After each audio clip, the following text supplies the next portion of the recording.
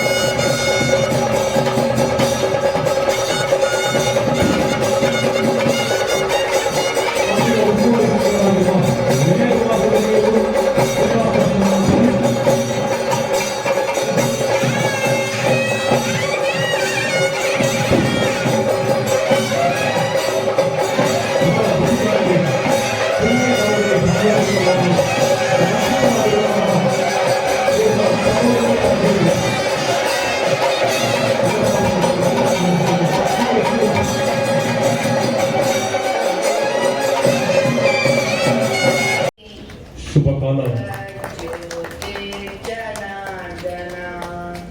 दीपो हरतु मे पापं दीपज्योतिर्नमोस्तुते. ಹೋಗಿದೆ. ಮತ್ತು ಹೋದಲ್ಲಿ ಬಂದಾಗಲೂ ಹಲವಾರು ದೇವಸ್ಥಾನಗಳಿಗೆ ದಕ್ಷಿಣ ಕನ್ನಡ ಮತ್ತು ಉಡುಪಿನಲ್ಲಿ ಹೋಗಿದ್ದೀನಿ. ಈಗ ನಾವು ಭಾಷಣಗಳಲ್ಲಿ ಮಾತಾಡುವಂಥ ಸಂದರ್ಭದಲ್ಲಿ ನಮ್ಮ ದೇಶದಲ್ಲಿ ದೇವರ ರಾಜ್ಯ ಯಾವುದು ಅಂದರೆ ಕೇರಳ ಅಂತ ಎಲ್ಲರೂ ಹೇಳ್ತಾ ಇರ್ತೀವಿ, ಕೇರಳ ಹೇಳ್ತೀವಿ. ಕರ್ನಾಟಕದಲ್ಲಿ ದೇವರ ಜಿಲ್ಲೆ ಯಾವುದು ಅಂದರೆ ದಕ್ಷಿಣ ಕನ್ನಡ ಜಿಲ್ಲೆ, ಉಡುಪಿ ಜಿಲ್ಲೆ ಅಲ್ವಾ. ಅತಿ ಹೆಚ್ಚು ದೇವಸ್ಥಾನಗಳಿರ್ತಕ್ಕಂಥ ಈ ಎರಡು ಜಿಲ್ಲೆಗಳಲ್ಲಿ ನಮ್ಮಲ್ಲಿ 205 ಎ ಗ್ರೇಡ್ ಟೆಂಪಲ್ಸ್ ಬರುತ್ತೆ. 25 ಲಕ್ಷಕ್ಕಿಂತ ಹೆಚ್ಚು ಆದಾಯ ಇರ್ತಕ್ಕಂಥದ್ದು. 193 ಬಿ ಗ್ರೇಡ್ ಟೆಂಪಲ್ಸ್ ಇರುತ್ತೆ. ಅದು 5 ಲಕ್ಷದಿಂದ 25 ಲಕ್ಷ ರೂಪಾಯಿ ಆದಾಯ ಇರ್ತಕ್ಕಂಥದ್ದು ಬಿ ಗ್ರೇಡ್ ಅಂತ ಕನ್ಸಿಡರ್ ಮಾಡ್ತೀವಿ. 5 ಲಕ್ಷಕ್ಕಿಂತ ಕಡಿಮೆ ಆದಾಯ ಇರ್ತಕ್ಕಂಥದ್ದು ಸಿ ಗ್ರೇಡ್ ಟೆಂಪಲ್ಸ್. ಅದು ಸುಮಾರು 34,000 ಟೆಂಪಲ್ಸ್ ಇದೆ. ಈ ಎ ಗ್ರೇಡು ಬಿ ಗ್ರೇಡಲ್ಲಿ 205, 193 ಒಂದು ಮೂರನೇ ಒಂದು ಭಾಗ 2 ಜಿಲ್ಲೆಯಲ್ಲಿದೆ. ಮೂರನೇ ಒಂದು ಭಾಗ 2 ಜಿಲ್ಲೆಯಲ್ಲೇ ಇದೆ. ಮತ್ತು ಇಲ್ಲಿ ಇರ್ತಕ್ಕಂಥ ದೇವಸ್ಥಾನದ ವಾಸ್ತುಶಿಲ್ಪ ಇರ್ಬೋದು, ಮತ್ತು ಎಲ್ಲದಕ್ಕಿಂತ ಎಲ್ಲ ಕಡೆ ದೇವಸ್ಥಾನಗಳು ಕಟ್ತಾರೆ. ಆದರೆ ಕಟ್ಟಾದಮೇಲೆ ಅದನ್ನು ನಡೆಸ್ಕೊಂಡು ಹೋಗುವಂಥದ್ದು ಭಾಳ ಕಷ್ಟ ಇರುತ್ತೆ. ಆದರೆ ನಮ್ಮ ಈ ಭಾಗದಲ್ಲ ನೋಡಿದ್ರೆ ದಕ್ಷಿಣ ಕನ್ನಡ ಮತ್ತು ಉಡುಪಿ ಜಿಲ್ಲೆಯಲ್ಲಿ ಭಾಳ ಶಿಸ್ತಿನಿಂದ ದೇವಸ್ಥಾನಗಳನ್ನು ನಡೆಸ್ಕೊಂಡು ಹೋಗ್ತಾರೆ. ಅದರಲ್ಲೂ ವ್ಯವಸ್ಥಾಪನಾ ಸಂಸ್ಥೆಗಳು ಅದು ನಮ್ಮ ಸರ್ಕಾರ ಇದ್ದಾಗ ಮಾಡಿರ್ತಕ್ಕಂಥದ್ದು ಇರ್ಬೋದು, ಅದು BJP ಸರ್ಕಾರ ಇದ್ದಂಥ ಸಂದರ್ಭದಲ್ಲಿ ಆಮ್ಲೆಟ್ ಆಗಿರ್ಬೋದು, ಪ್ರತಿಯೊಬ್ಬರು ಕೂಡ ಅತ್ಯಂತ ಶ್ರದ್ಧೆಯಿಂದ ಅವ್ರ ಮನೆ ಕೆಲಸ ಅಂತೇಳಿ ದೇವಸ್ಥಾನದ ಕೆಲಸಗಳನ್ನು ಮಾಡ್ತಾ ಇದ್ದಾರೆ ಅಂತ ನಾವು ಈ ಸಂದರ್ಭದಲ್ಲಿ.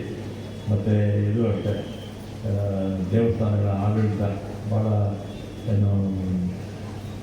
ಯಾವುದೇ ಒಂದು ಟೊಪ್ಪಿಯು ಚುಕ್ಕೆ ರೀತಿ ದೇವಸ್ಥಾನಗಳನ್ನು ಆಡಳಿತ ಮಂಡಳಿಯವರು ನಡೆಸ್ಕೊಂಡು ಬರ್ತಾ ಇರ್ತಕ್ಕಂಥದ್ದು ಇಡೀ ಎಲ್ಲೂರು ಜಿಲ್ಲೆಗೆ ಒಂದು ದೊಡ್ಡ ಗೌರವ ಅಂತ ನಾವು ಈ ಸಂದರ್ಭದಲ್ಲಿ ಹೇಳಿ, ಮತ್ತು ಈ ಗೋಪುರ ನಿರ್ಮಾಣಕ್ಕೆ ನಿಮ್ಮ ಸಹಾಯನೂ ಬೇಕು ಅಂತ ಆಗಲೇ ಸ್ವಾಗತ ಮಾಡೋರು ಹೇಳಿದ್ದಾರೆ. ಖಂಡಿತ ಸಹಾಯ ಮಾಡೋಣ ಅಂತ ನಾವು ಈ ಸಂದರ್ಭದಲ್ಲಿ ಹೇಳಿ, ಆದಷ್ಟು ಬೇಗ ಈ ಗೋಪುರ ನಿರ್ಮಾಣ ಮಾಡಬೇಕು. ಮತ್ತು ದೇವಸ್ಥಾನ ಕಟ್ಟಬೇಕಂದ್ರೆ ಒಬ್ಬರೇ ಕಟ್ಟೋಕ್ಕಾಗಲ್ಲ, ಅಥವಾ ಕೆಲವೇ ಜನ ಕಟ್ಟೋಕ್ಕಾಗಲ್ಲ. ಎಲ್ಲರೂ ಸಹಕಾರ ಅಗತ್ಯ. ಪ್ರತಿಯೊಬ್ಬರು ಕೂಡ ಸಹಕಾರ ಕೊಟ್ಟರೆ ಖಂಡಿತ ದೇವಸ್ಥಾನ ಗೋಪುರ ಇರ್ಬೋದು, ದೇವಸ್ಥಾನ ಇರ್ಬೋದು ಬೇಗ ಮುಗಿಯುತ್ತೆ ಅಂತ ನಾನು ಈ ಸಂದರ್ಭದಲ್ಲಿ ಹೇಳಿ ಎಲ್ಲರಿಗೂ ಕೂಡ ಧನ್ಯವಾದ ಹೇಳಿ ನಾನು ಮಾತು ತಿರುಡೂರಿನಲ್ಲಿದ್ದು ಐತಿಹಾಸಿಕ ಕ್ಷಣ ಅನಂತ ಪದ್ಮನಾಭನ ಸನ್ನಿಧಾನದಲ್ಲಿ ಶೀಘ್ರದಲ್ಲಿ ಆಗ್ತದೆ ಅನ್ನೋ ಒಂದು ಮಾತನ್ನ ತಂತ್ರಿಗಳು ನಮ್ಗೆ ಹೇಳಿದ್ದಾರೆ. ಅವರು ಹೇಳಿದ ಎಲ್ಲ ಮಾರ್ಗದರ್ಶನದಲ್ಲಿ ಎಲ್ಲ ಕಾರ್ಯಕ್ರಮ ಕರ್ನಾಟಕದಲ್ಲಿ ಕಂಡ ಅತ್ಯಂತ ಪ್ರಾಮಾಣಿಕ ಒಬ್ಬ ರಾಜಕಾರಣಿ. ಅವರು ಈಗ ಮುಜರಾಯಿ ಇಲಾಖೆಯ ಸಚಿವರು ಆಗಿದ್ದಾರೆ.